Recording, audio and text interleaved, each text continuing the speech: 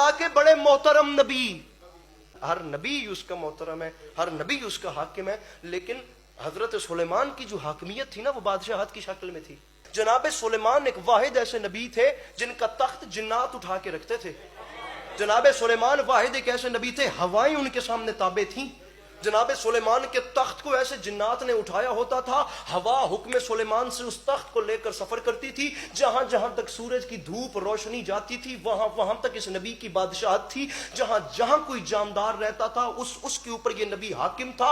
जरिंद परिंद चरिंद इंसान हैवान जिन्नात हर जानदार की बोली ये नबी बोलना जानते थे। अल्लाह ने हर जानदार को शऊर दिया था कि ये हाकिम है। 100 फरसख तक सिर्फ इस नबी का लश्कर खड़ा होता था। इस नबी के तख्त के नीचे, तख्त हवा में बुलंद है, जिन्नात ने उठाया हुआ, नीचे इस नबी का सिर्फ लश्कर है।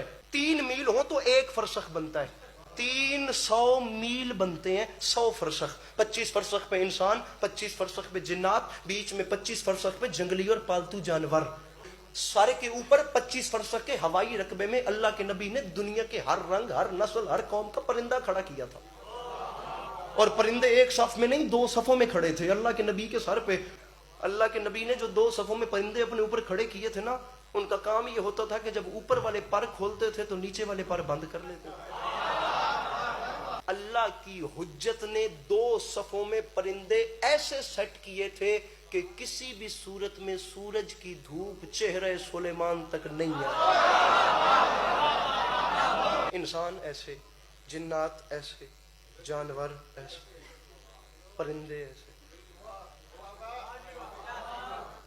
अल्लाह के नबी का दरबार सजा था।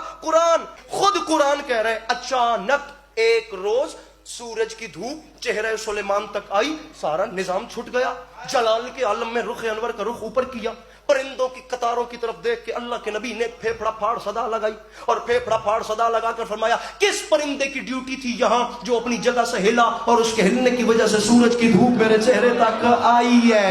उन परिंदों में से कुछ परिंदे आगे बढ़े, उन्होंने कहा सरकार हमारा कसूर कोई नहीं, हम अपनी जगह पे ड्यूटी दे रहे हैं। सरकार एक हुदहुद अपनी जगह से गायब है, सरकार एक हुदहुद अपनी जगह से हिला है, उसके हिलने की वजह से जगह खाली हुई है। जगह खाली हुई है तो सूरज की धूप सरकार आपके चेहरे तक आई। जलाल के आलम में अल्लाह नबी ने परिंदों के सरदार उकाब को हुक्म दिया तेरी नजर बड़ी तेज है, तू वैसे भी परिंदों का सरदार है, तू जल्दी कर आसमानों की बुलंदियों में प्रवास कर, जमीन के चारों कोनों पे निगाह दौड़ा, जिंदा या मुर्दा ये हुदहुद मेरे पास ला, मैं इसके टुकड़े टुकड़े न कर दूं, ये मुझे बताए बगैर गया किधर। उसने प्रवास की, वो ऊपर गया, उसने जाके निगाह दौड़ाई, उसने सरजमीन यमन की जानिब से एक हुदहुद को आता देखा। इसने उसे देखा तो उस पे ऐसे झपटा जैसे उसे ले डाले। हुदहुद ने अपनी जान जाती देखी, इसने वहीं सहम के कहा ऐ हम परिंदों के सरदार उकाब, तुझे कसम है उस जात की जिसने तुझे इस कुव्वत से नवाजा है, मुझे मार नहीं, मुझे जनाब सुलेमान की दरबार में ले चल। उकाब हुदहुद को अल्लाह के नबी के दरबार में लाया। अल्लाह के नबी ने बगैर प्रवास के हुदहुद को ऐसे हवाओं में उठा लिया। हवाई अदालत के कटहरे में हुदहुद नामी मुल्जिम लाकर खड़ा किया गया। अल्लाह के नबी ने फेफड़ा फाड़ सदा लगाकर फरमाया कहां गया था अपनी जगह छोड़ के, अगर तूने पक्की वजह न बताई तो मैं तेरे टुकड़े टुकड़े कर दूंगा। और बदबख्त तुझे नहीं पता जहां अल्लाह का नबी खड़ा करे वहां से आगे पीछे नहीं होते। परिंदा होके, बेअक्ल होके, बेजुबान होके हुज्जत खुदा से कह रहे सरकार मुझे मौका तो दें, मैं एक ऐसी खबर लेकर आया हूं जिसका इल्म आपके पास भी नहीं है। अच्छा क्या खबर लाया, कहाँ गया था, क्या खबर लाया? उसने कहा सरकार जिस वक्त मेरी ड्यूटी का वक्त खत्म हुआ ना, उड़ते उड़ते मैं सरजमीन यमन की जानिब गया। सरकार मैंने वहां एक मुल्क देखा जिसे कहते हैं मुल्क सबा। सरकार वहाँ के लोग बड़े हसीन, बड़े एजुकेटेड, बड़े अखलाक वाले। सरकार वो लोग हर हवाले से अच्छे। सरकार उनके ऊपर एक मलिका हुकूमत करती है जिसका नाम है बिल्कीस। सरकार वो मलिका के पास दुनिया की हर नेमत है, लेकिन सरकार उसके पास एक तख्त है जिसे तख्त बिल्कीस कहते हैं। और सरकार वो याकूत और ज़मुर्द से बना है।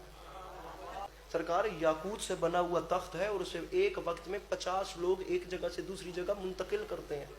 سرکار ہر حوالے سے وہ لوگ اوکے ہیں، لیکن شیطان نے پردہ ڈال رکھا ہے اور وہ خالق کے بجائے سورج کو سجدہ کرتے ہیں۔ اللہ کے نبی نے فرمایا ہدہد اگر تو اپنے قول میں سچا ہے نا، یہ میں خط لکھ رہا ہوں، یہ میرا خط اس ملکہ تک پہنچا، اگر جواب آ گیا تو تیری جان بچ گئی، جواب نہ آیا تو تیری بات سچ ثابت نہ ہوگی، ٹکڑے ٹکڑے کروانے کے لیے تیار نہیں، تجھے نہیں پتا جہاں اللہ کا نبی کھڑا کرے وہاں سے ہلا نہیں کرتے، تو مجھے بتائے بغیر کہاں گیا تھا۔ اللہ کے نبی نے خط لکھا، اس میں ملکہ بلقیس کو راہ حق کی دعوت دی، اسے بتایا کہ میں اس ذات کی طرف سے بھیجا ہوا پیغمبر ہوں، میں تجھے سیدھی راہ کی طرف بلاتا ہوں، آ جا تو ٹھیک ہے، نہیں تو جنگ ہوگی، خون خرابہ ہوگا، اس کی ذمہ دار تو خود ہوگی۔ اللہ کے نبی نے خط کو بند کیا، ہدہد کی چونچ میں تھمایا، چونچ میں تھما کر اللہ کے نبی نے ہوا کو حکم دیا، ہوا تجھے حکم سلیمان ہے، 6 مہینے دور ہے یہاں سے ملک کے سبا، تو اس ہدہد کو لمحوں میں پہنچا۔ وہ سیدھا ملکہ بلقیس کے محل کے سامنے کھڑا تھا، اتنی تیزی سے پہنچا۔